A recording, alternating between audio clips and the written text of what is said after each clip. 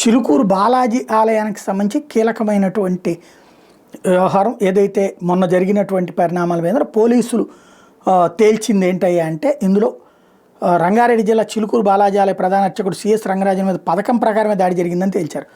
తమ సిద్ధాంతాన్ని వ్యతిరేకించే వాళ్ళని అంతమొందించాలని ప్రధాన నిందితుడైనటువంటి వీరరాఘవరెడ్డి తన అనుచరులతో ప్రతిజ్ఞ చేయించినట్టు మొయినాబాద్ పోలీసుల దర్యాప్తులో తేలింది. రంగరాజన్ మీద దాడికి ముందు హైదరాబాద్లోని దమ్మాయిగూడలో కుట్ర పన్నినట్టు గుర్తించారు. నిందితుడి మీద అబిడ్స్, బంజారాహిల్స్, గోల్కొండ ఠాణాల్లో కేసులు ఉన్న రిమాండ్ రిపోర్ట్లు చూపించారు. రేపు దాడిలో పాల్గొన్న నిందితులు మరో ముగ్గురు శ్రీకాకుళం, 2 భద్రాచలం, ఒకళ్ళు వరంగల్లో బుధవారం పోలీసులు చిక్కారు. వాళ్ళు బడావత్ శ్రీనివాస్, దేవిరెడ్డి వీరబాబు, రేగనమూర్తి, జనపల గోవిందరావు, లక్కోజి వెంకటరమణ, ముప్పిడి వెంకటరమణ. కేసులో మొత్తం 22 మంది ప్రమేయం ఉందని గుర్తిస్తే ఇప్పటివరకు 12 మంది దొరికారు. ఇంకొక 5 ఈ తెల్లవారుజామునేమో శ్రీకాకుళంలో దొరికారు.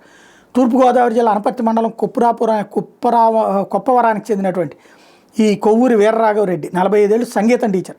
పోలీసులు, కోర్టులు ధర్మస్థాపన కోసం పనిచేయడం లేదని, రామరాజ్యం స్థాపన కోసం దుష్ట శిక్షణ, శిష్టరక్షణ చేసేందుకు ప్రత్యేకంగా సంస్థ ఉండాలని భావించేవాడు.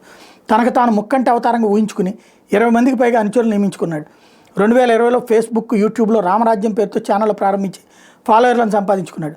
2022లో కోసలేంద్ర ట్రస్ట్ పేరుతో ఎన్జిఓ ఏర్పాటు చేసి భార్యను చైర్మన్గా నియమించాడు. ఓ బ్యాంక్ ఖాతా ద్వారా విరాళాలు స్వీకరించేందుకు పేమెంట్ గేట్వేతో ఒప్పందం చేసుకున్నాడు. తెలంగాణ, ఏపీలోని ముఖ్య ఆలయాల ప్రధాన పూజారులను కలిసి తన సిద్ధాంతానికి మద్దతు ఇవ్వాలని కోరేవాడు. మైలార్దేవపల్లికి చెందినటువంటి వ్యాపారి గుర్రం రాఘవేంద్ర ద్వారా 10 నెలల క్రితం రంగరాజన్తో చిలుకూరులో సమావేశమయ్యాడు. రామదండు ఏర్పాటుకి మద్దతు ఇవ్వాలని కోరాడు. రంగరాజన్ నుంచి స్పందన లేదు.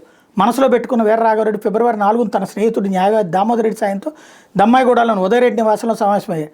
రంగరాజన్ మినహా ప్రధాన ఆలయాల అర్చకులంతా తన విజ్ఞాపనకు మద్దతు ఇచ్చినట్టు చెప్పుకున్నాడు. 6ను మరోమారు 21 మంది సమావేశమయ్యారు.